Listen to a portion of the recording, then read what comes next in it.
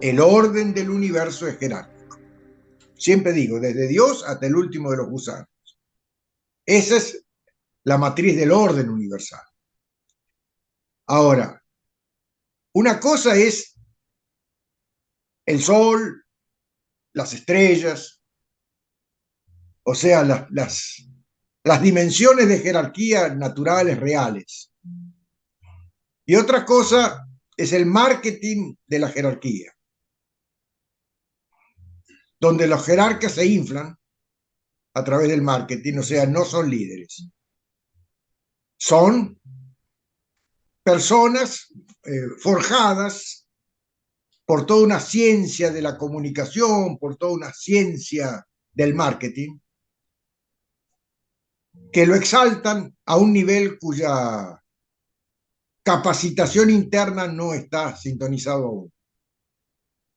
Eso está en el mundo entero. Los líderes, hablo, en el mundo entero, están ejerciendo una especie de trabajo forzado.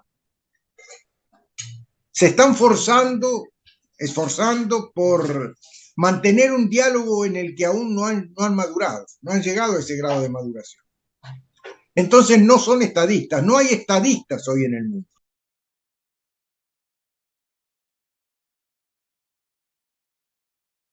La juventud lo siente eso.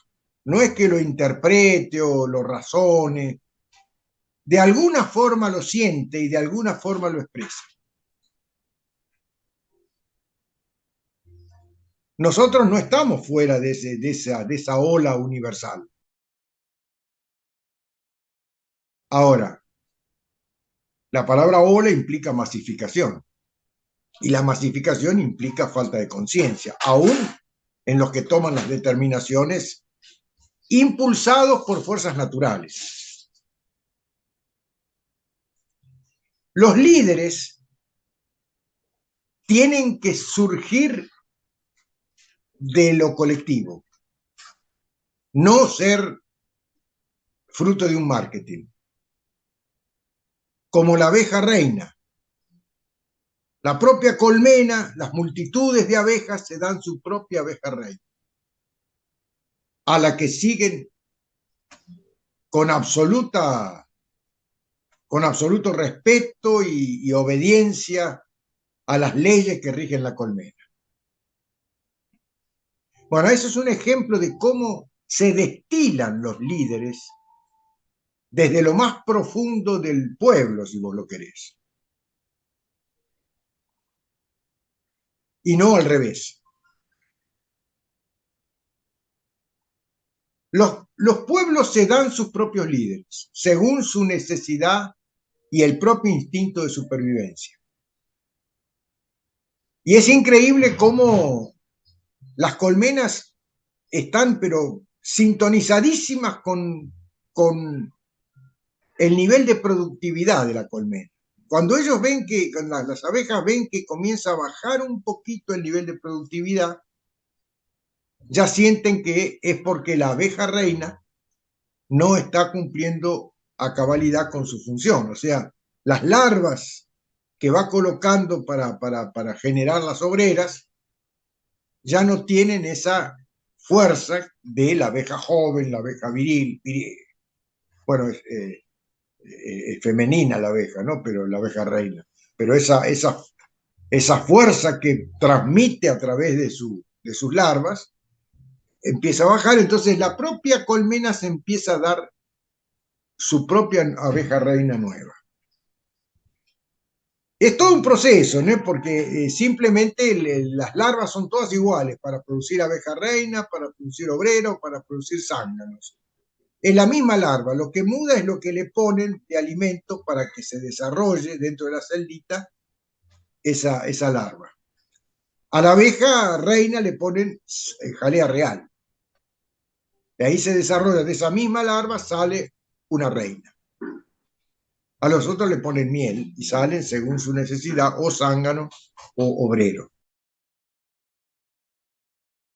Pero eso sucede cuando ven que la abeja reina empieza a bajar su performance, entonces empiezan a darse, la propia colmena se da una nueva reina,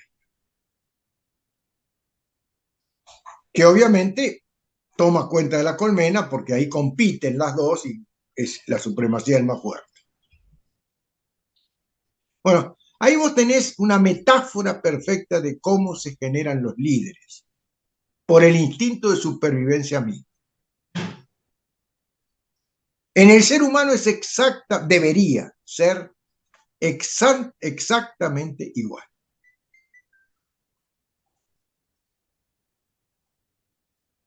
Generalmente,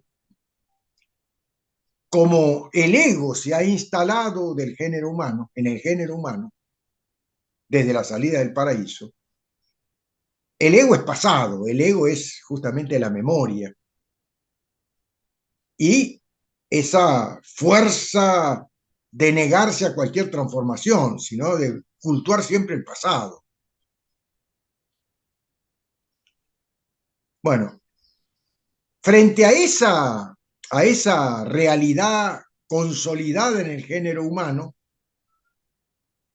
se da una fuerza permanente, una lucha permanente en lo oculto, entre la fuerza germinal, la fuerza de la vida que busca expresarse a través de su ley central,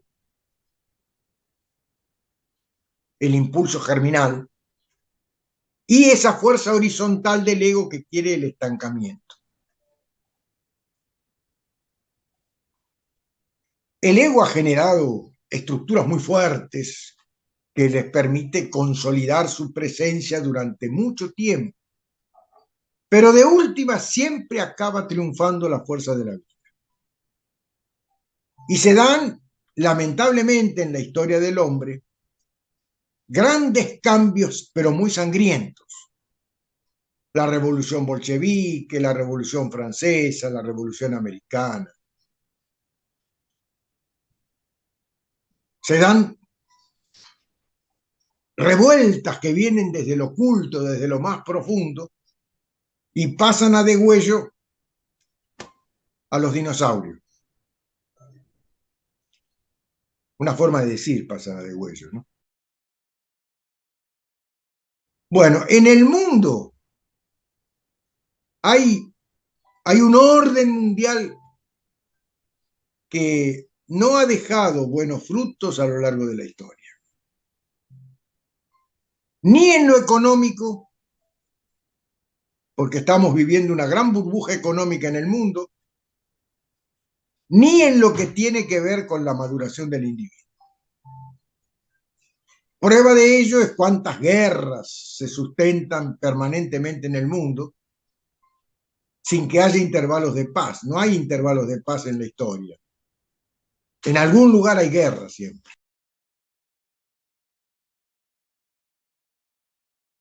Bueno, eso es el fruto de una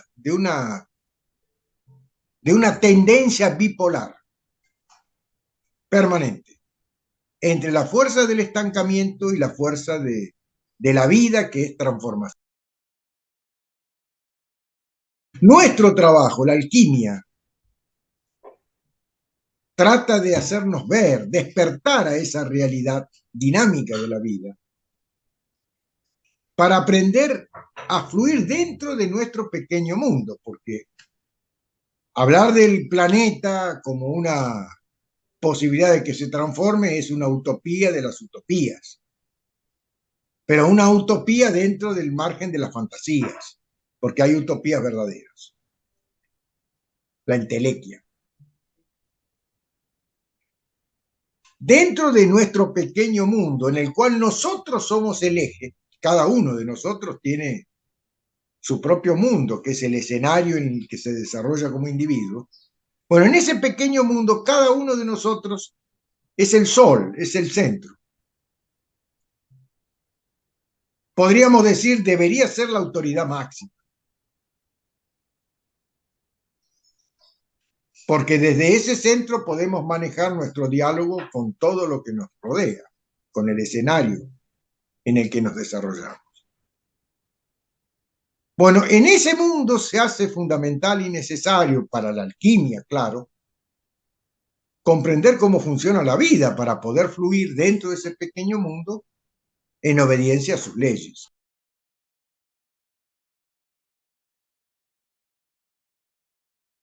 Por eso que hablamos de la dialéctica y de la necesidad de trascender siempre,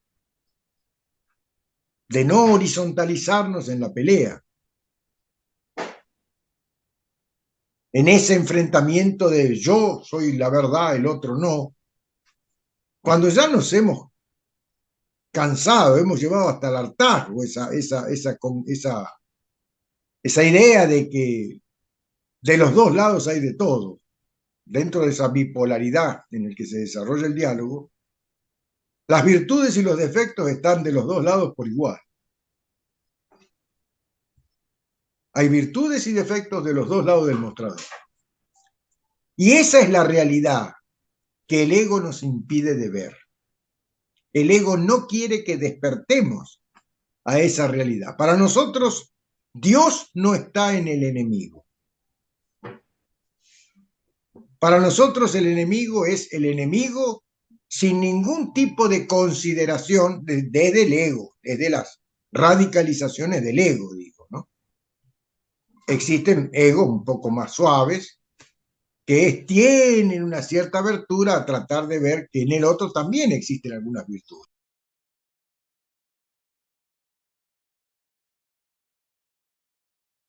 No es que en el otro existen también algunas virtudes.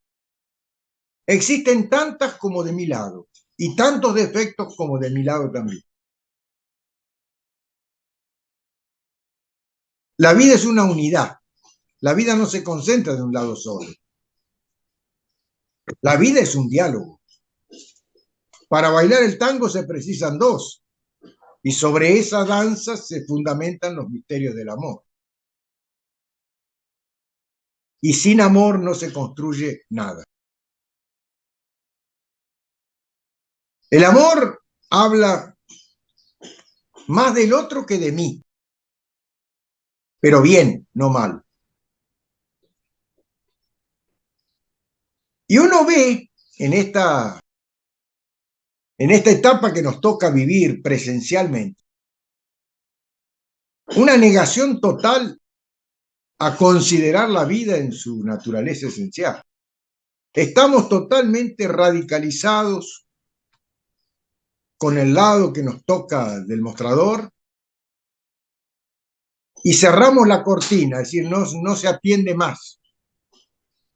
El negocio no funciona. Nada se puede construir así. Vos ponete a pensar aquí en nosotros, en la Argentina. De los dos lados se comete la misma falla o el mismo error ante los misterios del amor. Y no hablo de esa pelotudez poética, no hablo de palabritas. No es el discurso de la abuelita lo que estoy haciendo. Es la pacificación. La pacificación como la única puerta posible para que a futuro se pueda construir algo. Pero si no despertamos a la destrucción que aportamos nosotros con nuestro radicalismo, pero fundamentalmente porque no comprendemos las fuerzas en movimiento.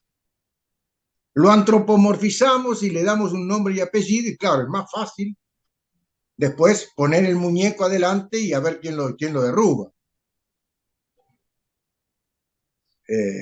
Es una instancia histórica que nos toca donde tenemos que comprender que ya la competición no sirve más. Porque estamos compitiendo de una forma en el que solo un lado vale. El otro no existe, no puede ser eso, no es así, es faltarle el respeto a la otra mitad de la población.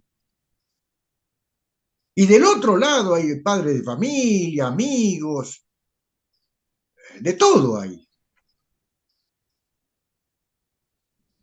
que simplemente piensan diferente. o ven la vida desde otra perspectiva. Bueno, qué sé yo. La única forma posible de integrar lo heterogéneo, porque la vida, si algo caracteriza a la vida es lo heterogéneo, no hay nada homogéneo en la vida, no hay dos gotas de agua iguales. Cada individuo es único e irreproducible. Entonces, bueno, ante esa heterogeneidad solo el diálogo integra.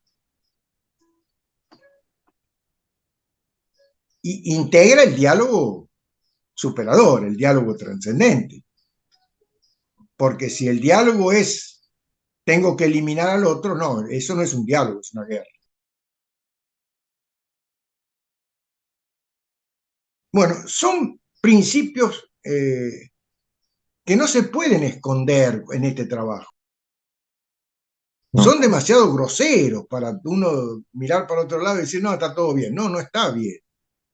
Digo para el trabajo interno nuestro que podríamos aplicarlo a nuestro pequeño mundo, no al mundo, al país. Al país no, no, nosotros lo único que podemos hacer es aportar nuestro granito de arena desde nuestra conducta individual. Eso es lo único que podemos aportar, más que eso no. O sea, el manejo de nuestro pequeño mundo es el...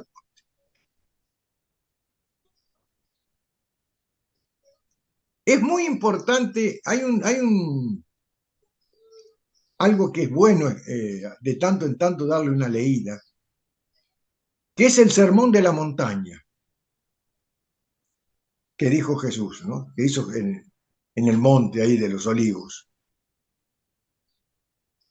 Ese discurso de la montaña, el sermón de la montaña, es de una trascendencia, para mí, lo más trascendente que hay en las Sagradas Escrituras. O sea, eso, leer eso y meditar sobre ese sermón es de una riqueza que te esclarece un montón de situaciones que solo con esa perspectiva que te da la espiritualidad. Siempre lo decimos, ¿no? Que es necesario tener algo dentro de uno, algo trascendente que nos guíe un poco. Puede ser una religión, puede ser una filosofía determinada, algo que nos exceda. Eso tiene que ser parte eh, de nuestro diálogo con la vida. Entonces, nosotros hasta un cierto punto podemos con nuestras capacidades resolver cuestiones, pero siempre la vida nos plantea una vuelta más de rosca, que va un poquito más allá de nuestra capacidad, y ahí es donde tenemos que apelar a lo trascendente. Porque si no, el diálogo, la dialéctica se estanca y ahí viene la guerra. Para evitar ese estancamiento y sus consecuencias, ahí viene el poder apelar a lo trascendente dentro de nosotros. Que se nos permita comprender aquello que por el momento mis limitaciones me lo impiden. Entonces ahí sí, nuestra propia promesa de ser, el ser interior que somos, ahí da un lampejo, cae una ficha, surge una comprensión que nos sorprende y se evita la guerra. Se evita ese estancamiento que destruye. Y son momentos difíciles donde la vida nos prueba a todos. Aceptar que algo está mal. Y en esto lo que más o menos, según mi humilde entender, está mal, es que no queremos fluir con las transformaciones.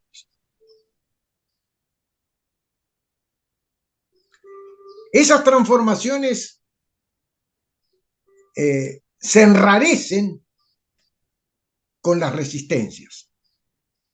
Cuando más nos resistimos a la transformación,